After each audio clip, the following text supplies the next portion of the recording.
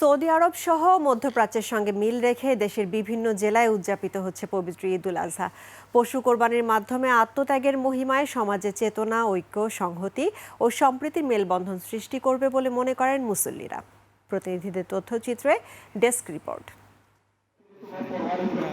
প্রায় ৯৭ বছর আগে চাঁদপুরে আরব দেশের সঙ্গে মিল রেখে আগাম রোজা পালন সহ ঈদুল ফিতর ও ঈদুল আজহা পালনের নিয়ম চালু করেন সাদরা দরবার শরীফের প্রতিষ্ঠাতা মাওলানা ইসহাক চৌধুরী।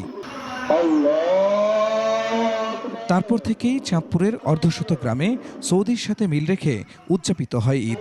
প্রায় ২ লক্ষাধিক ধর্মপ্রাণ মুসলমান ঈদের নামাজ শেষে পশু কোরবানি করেন। জীবন অবাক না করলে কে করবে? ২৮% মিল্ক ফ্যাটের অবাক করার সাথে ফ্রেশ মিল্ক পাউডার। জীবন অবাক করুক প্রতিদিন। চট্টগ্রামের পটিয়া, সাতকানিয়া, চন্দনাইশ, আনোয়ারা সহ ৬০ গ্রামের মানুষ ঈদুল আজহার নামাজ আদায় ও গবাদি পশু কোরবানি দিয়েছেন।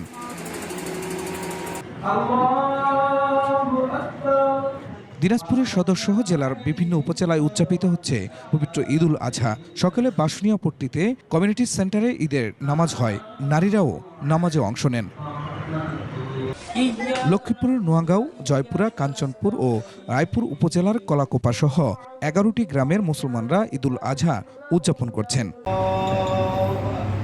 নারায়ণগঞ্জের ফতুল্লা লামাপাড়া এলাকায় ঈদুল আজহার নামাজ আদায় করেন মুসল্লিরা। বিশ্ব মুসলিম উম্মাহ ও দেশের শান্তি কামনায় করা হয় মোনাজাত।